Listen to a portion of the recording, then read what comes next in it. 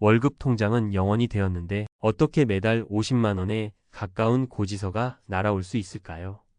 이것은 전산 오류나 실수가 아닙니다.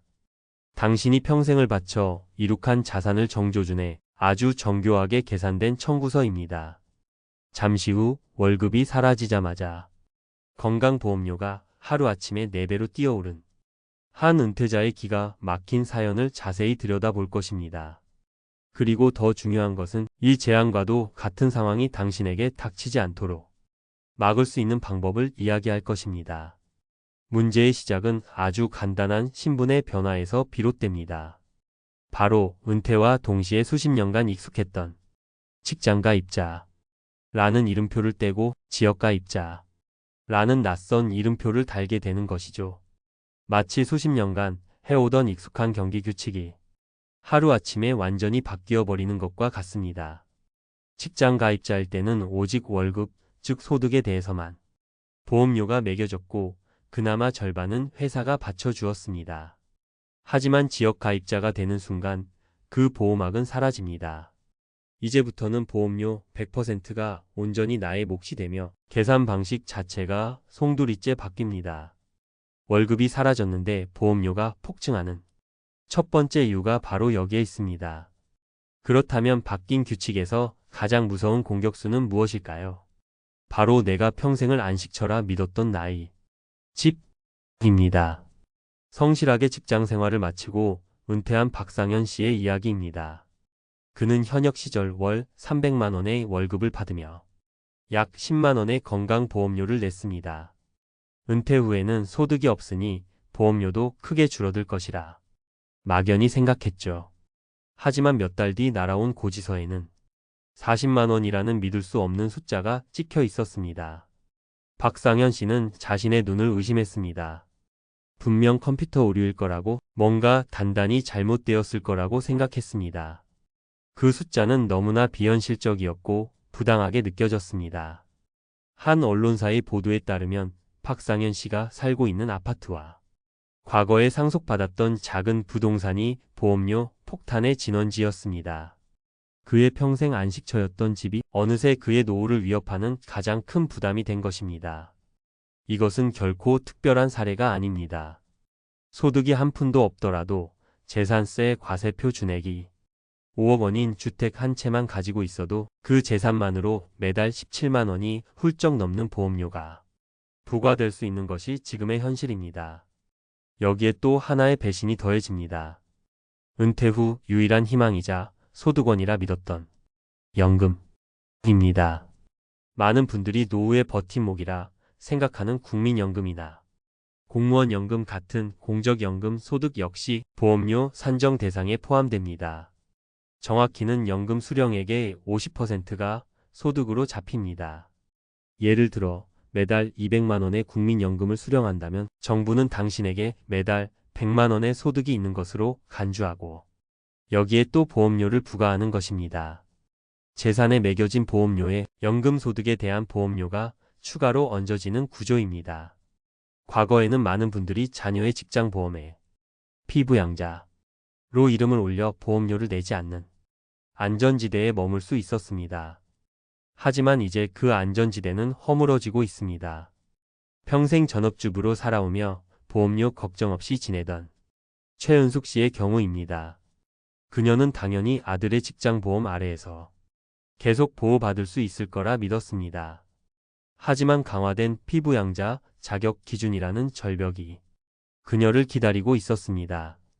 현재 피부양자 자격은 연간 소득이 2천만 원을 넘으면 즉시 박탈됩니다. 최은숙 씨는 본인이 받기 시작한 약간의 국민연금과 월 40만 원 수준의 작은 상가 임대소득을 합치니 이 기준을 아슬아슬하게 넘게 되었습니다. 결과는 충격적이었습니다. 평생 한 푼도 내지 않던 건강보험료가 어느 날 갑자기 매달 19만 원짜리 고지서가 되어 날아온 것입니다. 나 하나쯤이야 괜찮겠지. 라는 안일한 생각이 더 이상 통하지 않는 시대가 된 것입니다. 자, 지금까지 우리는 이 서늘한 건보료 폭탄이 왜 터지는지에 대한 이유를 깊숙이 들여다보았습니다. 아마 마음이 무거워진 분들도 많으실 겁니다. 하지만 지금부터가 진짜 중요합니다. 이 폭탄을 해체하고 내 노후의 평화를 지킬 수 있는 방법에 대해 이야기할 시간입니다. 만약 여러분이 박상현 씨의 입장에서 그 40만 원짜리 고지서를 처음 받아들었다면 어떤 생각이 가장 먼저 드셨을 것 같습니까? 은퇴 후 날아온 그 첫 번째 지역보험료 고지서는 절망의 통보가 아니라 3년간의 평화를 얻을 수 있는 골든타임을 알리는 신호탄입니다. 우리에게는 이미 계속가입제도라는 아주 강력한 첫 번째 비상 버튼이 있습니다. 이 제도는 퇴직하기 직전에 내던 수준의 보험료를 최대 36개월, 즉 3년 동안 그대로 낼 수 있게 해주는 정말 고마운 제도입니다. 예를 들어 지역보험료가 50만 원으로 계산되어 나왔더라도 퇴직 전 마지막 달에 냈던 보험료가 20만 원이었다면 앞으로 3년간은 20만 원만 낼 수 있는 것입니다. 다만 여기에는 아주 중요한 시간 제한이 있습니다. 반드시 최초로 고지받은 지역보험료 고지서의 납부 기한으로부터 2개월 이내에 건강보험공단에 신청해야만 합니다. 이 황금 같은 시기를 놓치면 3년의 유예 기간은 영원히 사라집니다. 두 번째 비상 버튼은 소득 포트폴리오를 재구성하는 지혜입니다. 모든 소득이 똑같은 소득이 아닙니다. 건강보험료의 레이더망에 걸리지 않는 착한 소득의 비중을 의식적으로 늘려야 합니다. 현재 연금저축이나 개인형 퇴직연금, IRP와 같은 사적연금은 보험료 부과 대상에서 제외됩니다. 따라서 노후생활비의 주된 인출 창구를 이러한 사적연금 계좌로 설정하는 것은 매우 현명한 절세 전략입니다.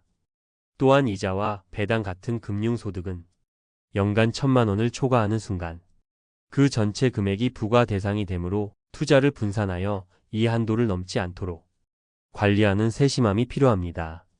세 번째 선택지는 자산 다이어트를 실행하는 용기입니다. 어쩌면 마음이 아픈 결정일 수 있지만 반드시 필요한 과정일 수 있습니다. 보유한 부동산 때문에 보험료 부담이 감당하기 어려운 수준이라면 은퇴를 기점으로 자산의 구조를 다시 한번 점검해 봐야 합니다. 거주하지 않는 부동산을 정리하여 현금 흐름을 만드는 금융 자산으로 전환하거나 자녀에게 미리 증여하는 방법도 고려해 볼 수 있습니다.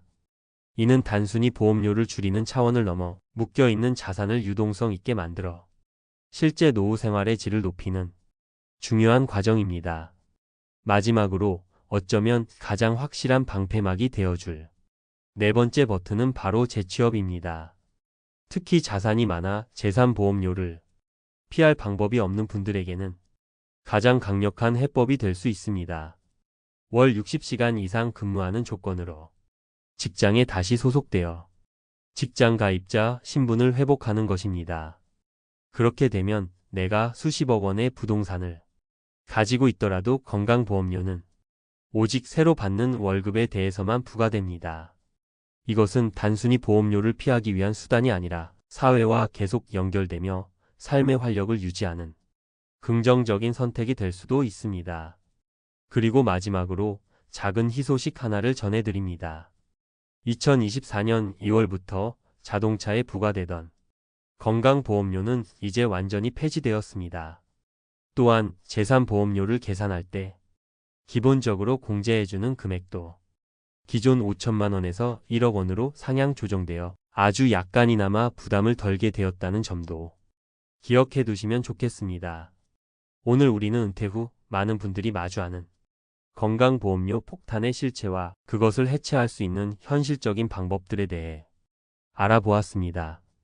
이것은 갑작스러운 재앙이 아니라 직장가입자에서 지역가입자로 신분이 바뀌면서 누구나 겪게 될 수 있는 예고된 시험과도 같습니다. 우리에게는 이미 계속가입제도라는 급한 불을 끌 소화기가 있고 소득과 자산을 미리 점검하고 조정함으로써 폭탄의 위력을 줄일 수 있는 전략도 있습니다. 두려움에 떨며 날아온 고지서만 바라보고 있을 것이 아니라 오늘 당장 나의 상황을 점검하고 행동에 나서는 것. 그것이야말로 요동치는 파도 속에서 나의 평온한 노후를 지켜내는 가장 현명한 항해술일 것입니다.